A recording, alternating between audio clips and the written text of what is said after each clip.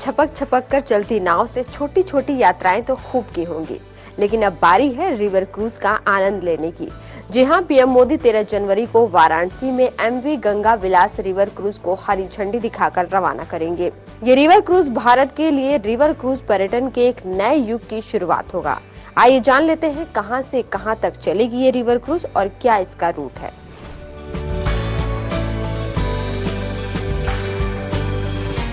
MV Ganga विलास river cruise दुनिया का सबसे लंबा रिवर क्रूज है।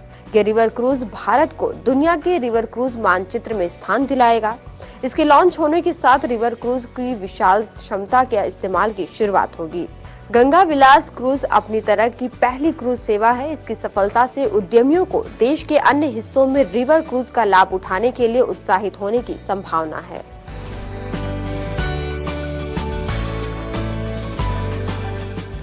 अगर इसके रूट की बात करें तो यह लग्जरी क्रूज भारत और बांग्लादेश के 5 राज्यों में 27 नदी सिस्टम्स में 3200 किलोमीटर से अधिक की दूरी तय करेगा।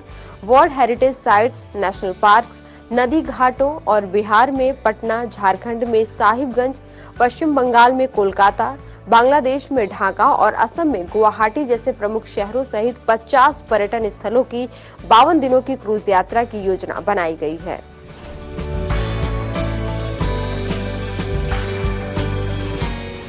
गंगा विलास क्रूज आत्मनिर्भर भारत का उदाहरण है।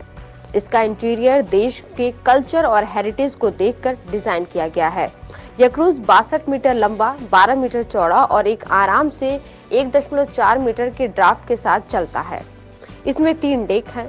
36 टूरिस्ट की क्षमता वाले बोर्ड पर पर्यटकों के लिए एक यादगार और शानदार अनुभव प्रदान करने के लिए सभी सुविधाओं से युक्त 18 स्वीट है।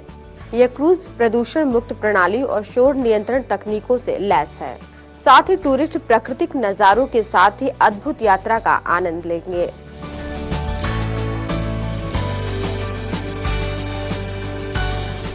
गंगा विलास की यात्रा कार्यक्रम को ऐतिहासिक, सांस्कृतिक और धार्मिक महत्व के स्थानों पर रुकने के साथ भारत की समृद्ध विरासत को प्रदर्शित करने के लिए तैयार किया गया है। वाराणसी में प्रसिद्ध गंगा आरती से यह बौद्ध धर्म की महान श्रद्धा के स्थान सारनाथ में रुकेगा। यह मायोंग को भी कवर करेगा, जो अपनी तांत्रिक विद्या के लिए जाना जाता है। यात्री बिहार स्कूल ऑफ योग और विक्रमशिला विश्वविद्यालय भी जाएंगे, जिससे उन्हें आध्यात्मिकता व ज्ञान से समृद्ध भारतीय विरासत से रूबरू होने का मौका मिलेगा। यह क्रूज रॉयल बंगाल टाइगर्स के लिए प्रसिद्ध बंगाल डेल्टा की खाड़ी में सुंदरवन के जैव विविधताओं से भरपूर विश्व धरोहर स्थलों के साथ साथ एक सींग वाले गैंडों के लिए प्रसिद्ध काजीरंगा राष्ट्रीय उद्यान से भी गुजरेगा।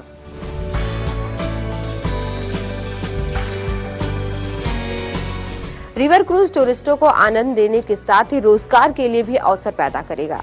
जी हां, देश में रिवर क्रूज पर्यटन के विकास के इस क्षेत्र में भीतरी इलाकों में रोजगार के अवसर पैदा होंगे। सरकार देश में रिवर क्रूज पर्यटन की सफलता के लिए क्षमता निर्माण के लिए व्यय कर रही है। देश में इस क्षेत्र के अधिकतम प्रदर्शन और तेजी से विकास के लिए नदी पर्यटन सर्किट को मौजूदा पर्यटन सर्किट के साथ विकसित और एकीकृत किया जाएगा।